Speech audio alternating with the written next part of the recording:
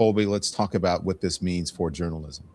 Well, first, I want to thank you for going to Minneapolis and doing great reporting. And thank you for covering the protest in that church. I mean, the evidence that it was journalism that you did is the journalism you did. You interviewed the protesters, but you also interviewed the members of the church, the clergy, and you did so in a dispassionate and entirely respectful and journalistically sound way.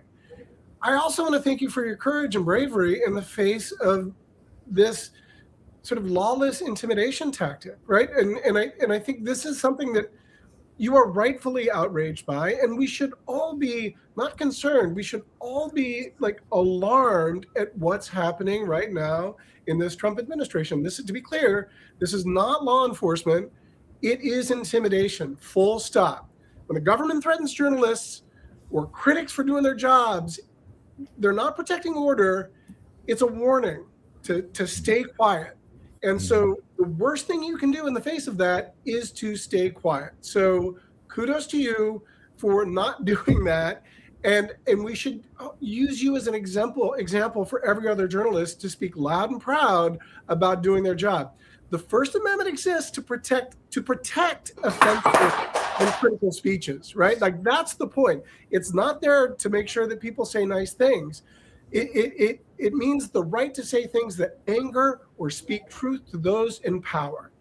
Weaponizing access and regulation is censorship in disguise. And when press access and approvals depend on some sort of editorial sort of niceties to an administration, that is authoritarianism, and that's when we've lost democracy. And honestly, enough is enough. We need people to be freaking out about what this administration is doing across many levels, but in particular towards journalists. So I'm deeply, deeply, deeply alarmed about how you have been treated here and how this just seems to be part of a much more troubling pattern that I don't see abating anytime soon.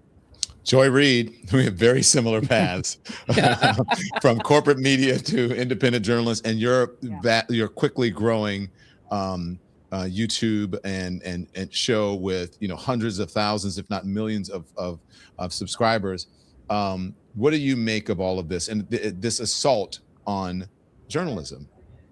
Absolutely. Well, I first want to thank the panel for having me. It's great to be with this panel. And thank you, my friend Don Lemon, who I've been texting. Like, I am not Don Lemon's mom or auntie, but I've been texting him like, Don, are you okay? Like, I probably feel like I text him once an hour just to make sure no one is coming at him. So I appreciate everything you did. I want to echo every word that Colby said, because had you and I still been working at our corporate media jobs, and I recall being sent to South Carolina to cover the agonistes over bringing down the Confederate flag. And it was a huge fight over that. There were people who literally were all but chaining themselves to the Confederate flag monument and refusing to get away from it because they didn't want that flag brought down.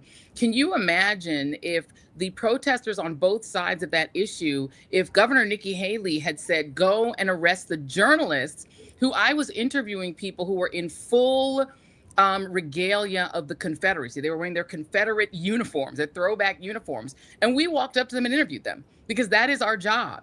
When I was there, because I was in the midst of these protests on either side of that issue, that is not a crime. It is literally the job of journalism. And what you've been doing in going to these sites of protest and interviewing people, as Colby said, including the pastor, including the people who were on the other side of that issue, and including some of the people who organized that protest. I'm not sure what Pam Bondi thinks journalism is, but that's what it is. And I really just want to quickly, and everyone knows this, but I just want to read the First Amendment just so that people can be reminded. I'm really going to be grandma right now, and I'm going to take out my First Amendment and read it to you. It says, Congress shall make no law respecting an establishment of religion or prohibiting the free exercise thereof or abridging the freedom of speech or of the press or of the right of the people peaceably to assemble and to petition the government for redress of grievances. Therefore, nothing that was happening inside that church was a crime.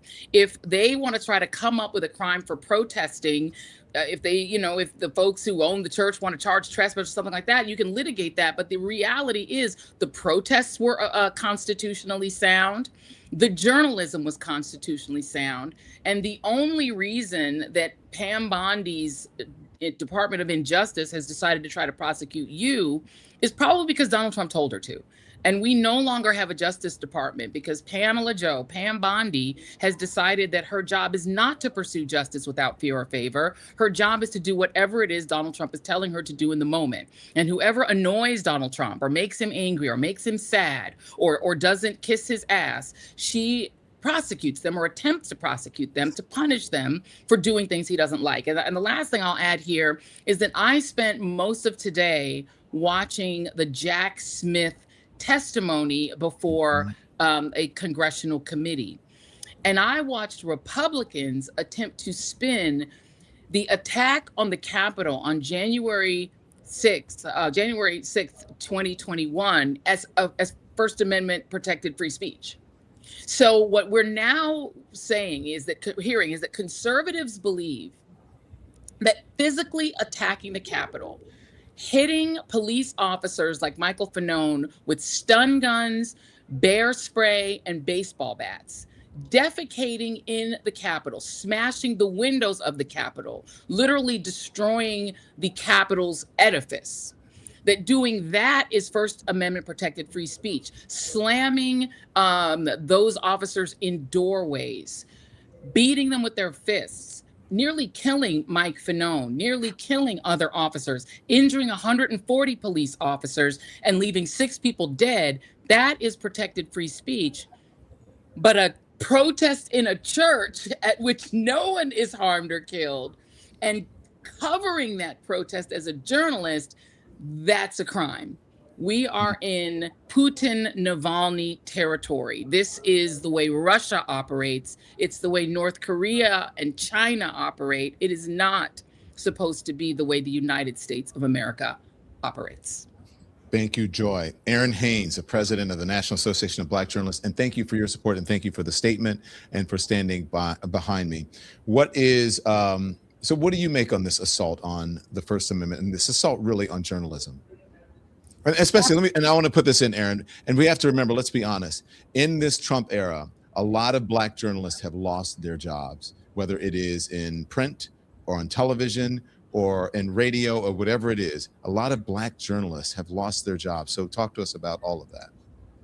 Don, that's absolutely right. I mean, listen, we know that part of these attacks on diversity, equity, and inclusion include attacks on journalists of color who we know have been disproportionately impacted in this anti-DEI climate, right? And so we must push back against that, because if we do not have a truly representative press, how can we have a truly free press? And how can we have a truly healthy democracy? We know that these issues are tied together, right? That democracy and a free press and diversity, those things are not mutually exclusive. They rise and fall together, as do the rest of us, right? These are issues that should frankly concern and alarm all Americans, right?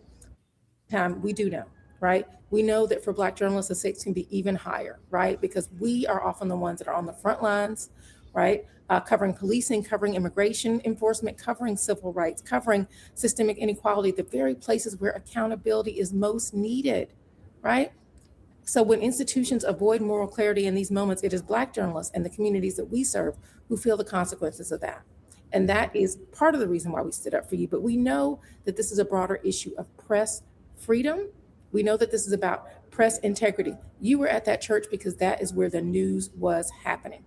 And this is what's happening. You know, we're seeing what's playing out right now, like journalists doing their jobs, covering protests, documenting government action, bearing witness in moments of public tension, are increasingly having their credibility challenged and their safety threatened. People like you, people like Joy, who are our highest profile trailblazers in this new independent media ecosystem, are being targeted for a reason. They want to silence, they want to chill people like you who are out here, who are telling the truth independently. When you said that you were going to Minneapolis over the weekend, I knew that that meant that we were going to get an honest and accurate record of what was happening on the ground. So recent public warnings aimed at people like you for covering a protest should really concern anybody who believes in a free and independent press. because honestly, that kind of rhetoric sends a really chilling message that journalism itself can be. Thank you for that, Errin. I want to put this up. I spoke to, or at least texted, because she's on a plane on her way to Sundance, Sharon Waxman, who is the founder of The Wrap. And Sharon gave me this statement. She says, as a founder of The Wrap, I said, do you come on tonight? She goes, no, I'm on a plane. She goes, but this is what's happening. She talked about press freedom and rights. She says, they're whittling away, or perhaps more like a buzzsaw. People like you can't be intimidated. We will not be intimidated, but you are very front line. I will support to my last breath. Honestly, many of the not so silent majority and much of the press stands with you. She's exactly right, Dawn. She's exactly right. And I know that you know this, but I just want to point out for folks watching that not only did NABJ issue a statement, but many of our allies in journalism and beyond are standing with the issue of press freedom and press integrity, from the American Society of Journalists and Authors to the Association of Foreign Correspondents, the Committee to Protect Journalists, the Freedom of the Press Foundation, Journalism and Women's Symposium. The Hispanic journalists are with us, the Arab and Middle Eastern journalists, the Asian American journalists. PEN America is with us, the Radio, Television, Digital News Association, Reporters Without Borders. I could go on and on. The Association of LGBTQ plus journalists. All of these folks are standing with us because they know that this is an issue of press freedom. This is about all of us, not only as journalists in our profession, but also about the founding ideals of this country, which we must mention as we head into our 250th anniversary. Free press is foundational to that, as Joy pointed out, in our founding documents. And so that could be under threat, that could be wielded and weaponized in an attempt to intimidate the press, that is something that we must push back against, and that we are seeing a growing number of groups pushing back against, and we invite more people to join us and to stand with us. Thank you very much. Now, I do know that one of my guests has a time issue. So Charles, if you have to go, just let us know. I'm able to extend for a little while, but it gives me such comfort to see Errin and Joy on and hear their commentary. I think it's really important to connect the dots for your viewers. We've been talking about the press, but I think from an industry perspective, and Joy, and you can fill in the blanks here, can really sort of connect the dots for your viewers in terms of understanding. Let's think for a moment. Don Lemon, you are a streaming independent journalist. You are not right now affiliated with any sort of legacy corporate media platform. Why is there so much focus on you individually? It's because in this day and age, the work that needs to be done around legacy platforms and media from this administration has already been done. And again, for people who don't understand how to read between the lines on that, I'll let Joy and Don sort of fill that in. When it comes to legacy corporate media, a lot of that work has already been done. This administration understands the value of independent media and citizen journalism and people who don't necessarily have direct bosses and can't be told what they can and cannot say or what the slant is or is not. And so when you have that level of independence and you have even a modicum of resources, it represents a different type of danger coming out of the fourth branch of government. It represents a different type of exposure with respect to being able to truth tell and story tell that is not so easily controlled, particularly in this environment around where media continues to move and where it continues to shift. And so for people who don't really understand, there is a reason why Joy, why independent journalism right now is so incredibly important in the media landscape. And this administration understands that. And it's also very characteristic of how we have seen the executive branch continue to try and weaken every other aspect of government. And I referred to media in the press as the fourth branch because that's essentially how they function.